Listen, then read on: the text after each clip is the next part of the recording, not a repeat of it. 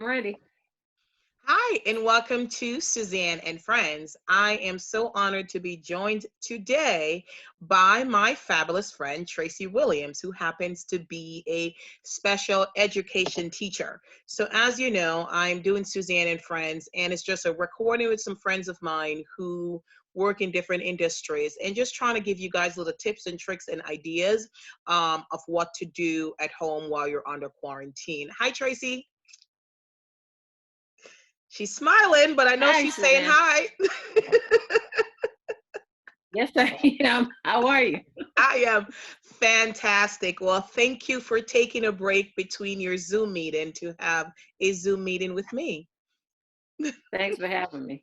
No problem. So she is a special educator, and she's working at home during this quarantine. But one of the things that I realized, because my mom also worked with special needs kids, and my mom was telling me that the special needs kids who the parents are used to them going to a program every single day, and really typically only have Mhm. them like on the weekends. Now they're home with the kids 7 days a week, and they have to find different ways of not only entertaining them but teaching them, because they are used to routine, and with their routines being interrupted, it can be stressful not only for the parents but for the students. So I'm so glad that I have friends, and one of my friends happened to be a special educator, and she's just going to give us some tips and tricks and ideas of things you can do at home if you have a child who's special needs, to keep them not only entertained but educated and stress free, and just try to give them some sense of normalcy during this time. So, Tracy, I know you're an educator because I see your PowerPoint is on deck. So, no winging it for you. Nope. All right, let's take it away. So, Tracy, let's talk to me. Like, what are some of the things they could do at home? And how do you think these children are feeling, during this time with this interruption to their routine? Well, first of all, now that you're home with your kids, I would look at planning the weekdays from the time they get up till the time they go to bed. There's something to say familiarity and having things on a schedule. Of course, when they're home, they have a different schedule than when they're at school. But if you start a quote unquote school schedule and explain to them, why they're home, there are plenty of uh, sites that you can get, that you can go online to explain to your kids about what's going on right now with the virus. So that could be helpful. There are things that'll show it in a cartoon, all the way. You don't want to get too sophisticated in the language, but just let them know, you're home, but you're still going to be responsible for some schoolwork. Um, Create a schedule that has, I have for number two, that has frequent breaks for you and your child.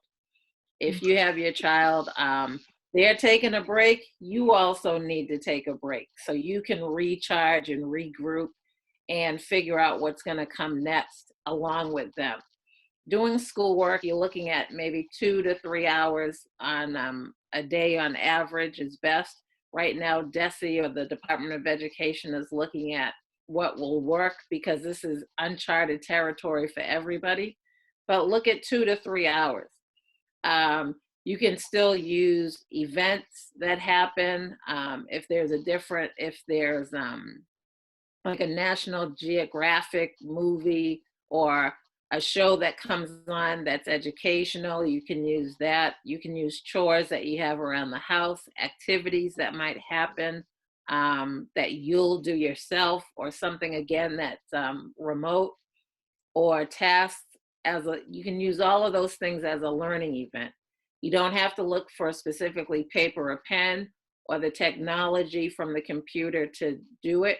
You can use different things that happen around your house as a learning event. For older kids, now that you're home, teach them how to complete a chore, prepare a meal, or even get the ingredients for cooking a meal for you. Bring them into your world of cleaning, prepping, cooking a meal, put the math that goes into it, um, the language that goes into it, the spelling words that go into it. You can incorporate what's happening at home right into your child's education. The next thing, how do I teach? Oh, do you have a question, Suzanne? No, I was just going to say that's wonderful. Go on. Oh, okay. The next one is, how do I teach? So take your time. Don't feel that you have to say too much or too little. Get comfortable with whatever it is that you are going to teach, that the teacher has left, the information that they left, and take your time. Take it in little snippets and nuggets. You don't have to give everything all out at the same time, same day, or what have you, but take your time. Choose what you feel comfortable with and that you can explain the best, and get help if you need it, right? Use technology in various ways, not all the time. You control what happens. Introduce what you have to introduce and then move on. Teach what you have to teach and move on. Use items that are familiar, again, because you're at home, that's in your house. Give an example of that during the day and certain things that happen during the day that's related to that topic.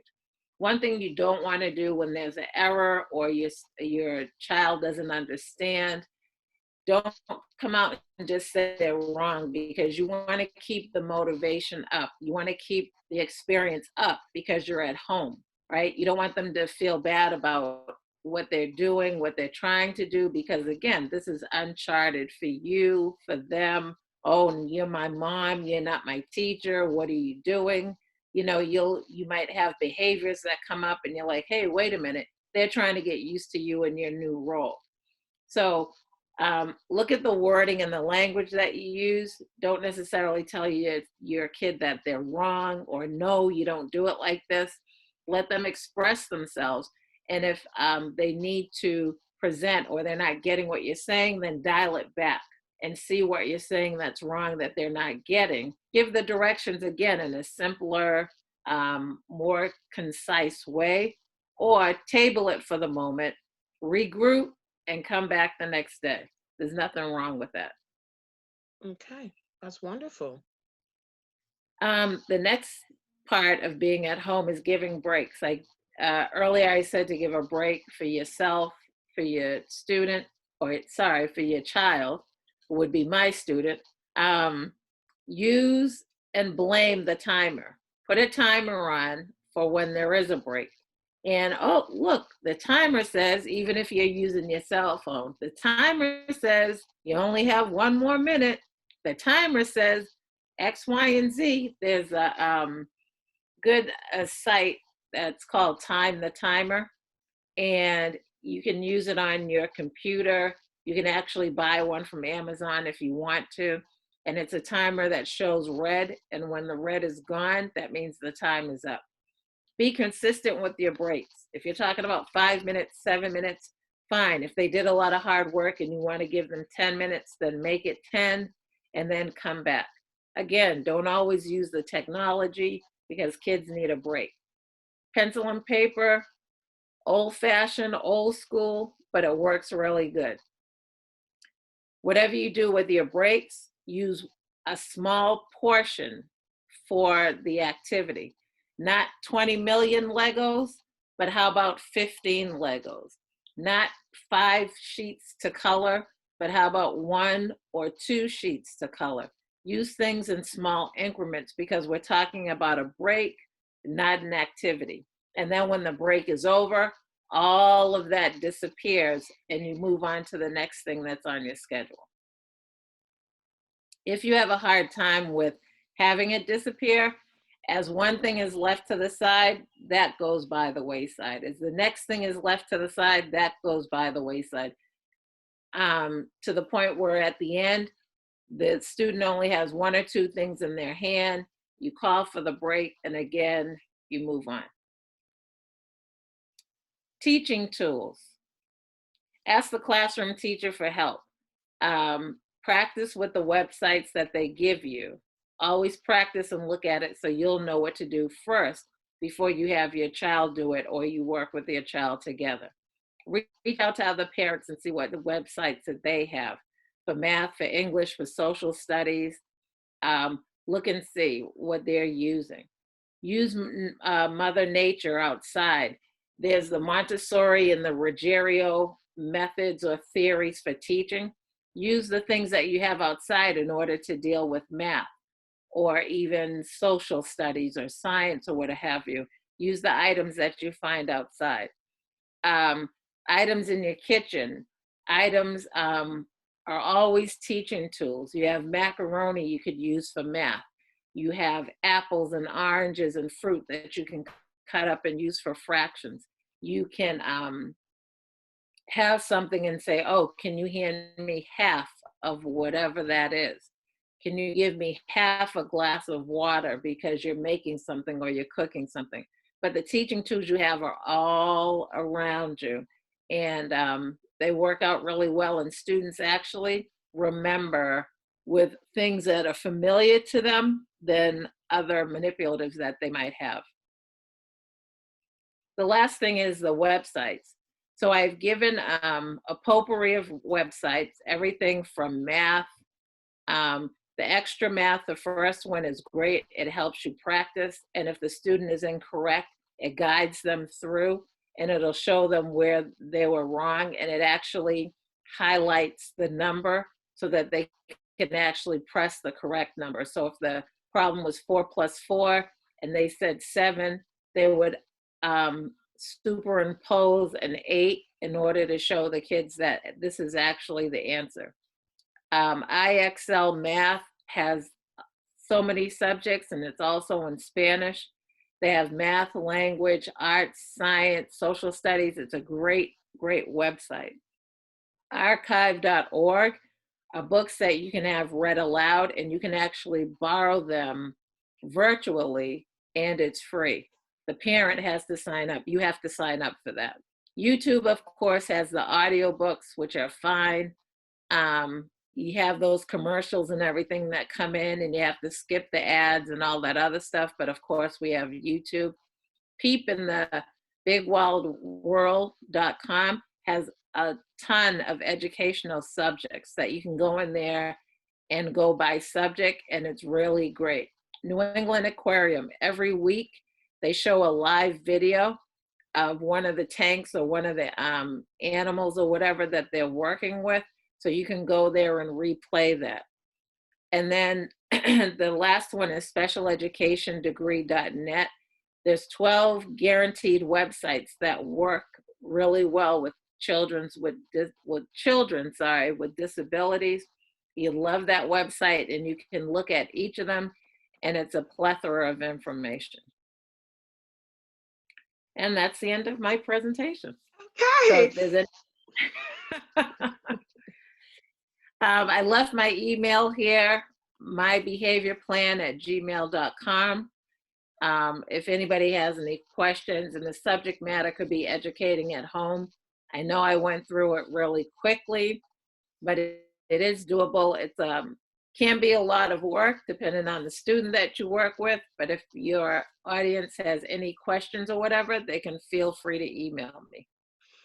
Well, I thank you so much. And I'm laughing, and as I'm listening to the presentation, there's such a wealth of information in there, and I'm laughing because I'm like, I asked you, a few days ago, let's do this, and of course you create this wonderful presentation. You're not going to come on and just talk about it and wing it. I mean, I can see that you're an educator, so I'm very blessed that you're a friend of mine. And I think this month is Autism Month. And it's just interesting that this is happening during this time, and everybody's routine is different, not only the child, but the parent. And one of the things, I do have a family member who has special needs, but one of the things I know that they crave is routine. And Right. anything that upsets their routine is frustrating to them. And, honestly, no matter how good a parent you are, when your child is frustrated and upset and just you can't do anything to calm them down or anything, you can get frustrated because you're a human being. Right. you, so how do Right. you handle that? And that's why I wanted you on the show, to talk about, what are some of the things that you can do.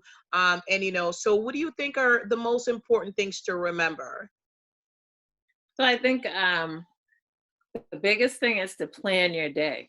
Don't have a day that's willy-nilly until you get to the weekend. So use Saturday and Sunday what it's intended for. But when you get to the weekdays, try to plan. You definitely have to have a plan when you get up, when you go to bed. Um, your child probably already has a plan anyway, a routine that they like to do over and over and over again. You just have to get into that routine. When it's school time, when it's work time, it's work time. So you definitely have to plan a routine. Um, the other thing under the do I teach, I would take your time in this.